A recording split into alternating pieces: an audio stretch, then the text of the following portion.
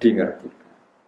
Paham ya? Makanya maksudnya kecuali yang diberi ngerti Allah. Jadi keliru kalau ada orang ono wali kiai kok ngerti barang gaib. Sing ora barang gaib mau apa tok itu benar, tapi Allah punya hak mengertikan yang diberi ngerti.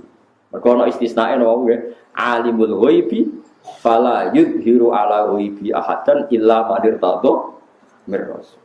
Jadi Allah itu zat yang tahu barang gaib dan tidak akan mengertikan kecuali sama orang yang dikasih.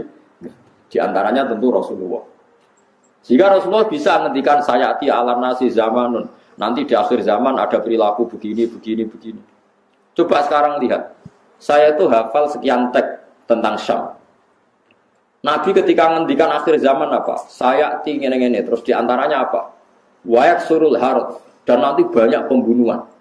Di mana ya Rasulullah? Fa'asyara ila Syam. Nabi menunjuk apa? Syam.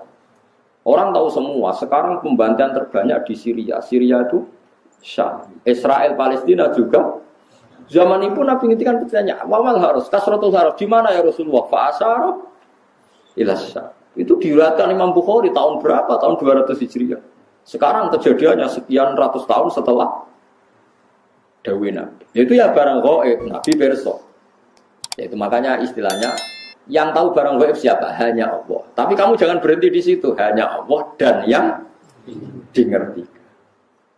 Paham ya? Jadi sampean terus jangan menolak. Qur'ane jelas sing roh barang gaib kok. Nabi larang roh. Wah, ya kebablasan sampean.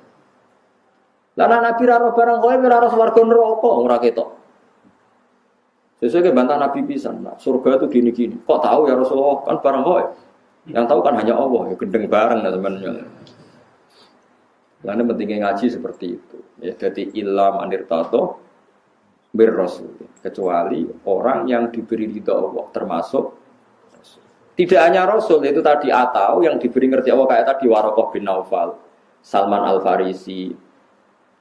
Salman Al Farisi itu orangnya terpelajar. Dia orang Nasrani itu kan, putrane pendeta, pinter era karuan. Umurnya 120 tahun. Dia itu ngaji ke pendeta beberapa kali.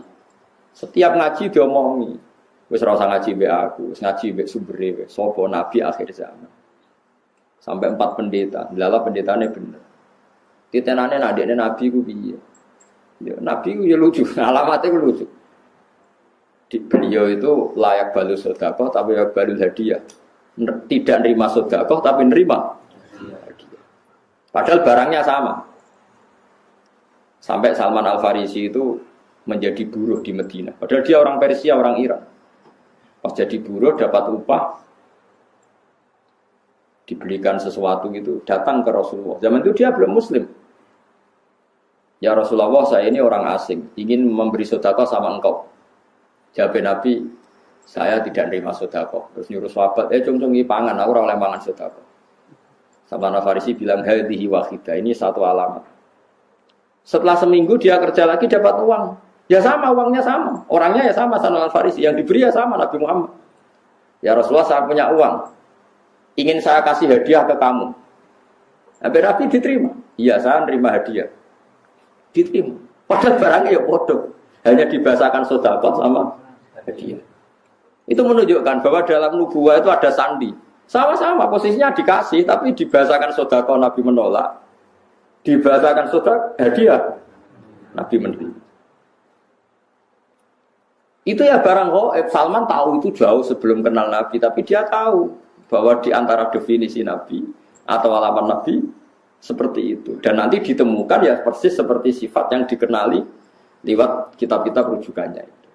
Nah itu boleh karena dingertikan. Karena apa? Dingertikan. Banyaklah cerita-cerita sahabat yang alim, masyhur itu di kitab-kitab hadis masyhur. Sayyidina Umar itu ketika di Medina pasukannya terdesak di Irak Medina itu penerbangan 2 jam. Penerbangan 2 jam so bayangno jauh. Itu pasukannya terdesak, Umar dari Medina bisa mimpin pasukan yang di Irak. Semua pasukannya dengar suara Umar. Beliau pas khutbah, ya Sariyah Al-Jabal, kalau Jabal tadi, ya Sariyah Al-Jabal, hei pasukanku kamu harus berlindung di atas gunung. Pertama pasukannya sudah santai-santai di ruang terbuka. Di sana kan gurun pasir ya, kalau ruang terbuka itu bahaya sekali. Semua pasukan dengar suara Umar.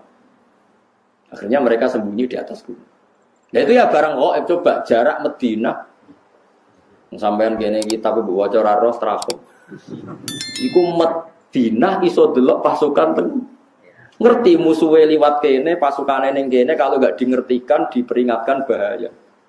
Kaget sing ngrungokno khutbah. Umar piye karepe tengah-tengah khutbah. Bilang ya Sariyah al-Jabal, ya Sariyah al-Jabal. Itu semua pasukannya dengar. Setelah sekian bulan pasukan itu menang pulang. Mereka cerita semuanya mendengar suara Umar. Terus yang Jumatan ya cerita, kita juga janggal karena tahu-tahu Umar bilang ya Sariyah aja. Karena ya Umar bisa gitu tapi karena dingertikan, dikasih keramat seperti itu.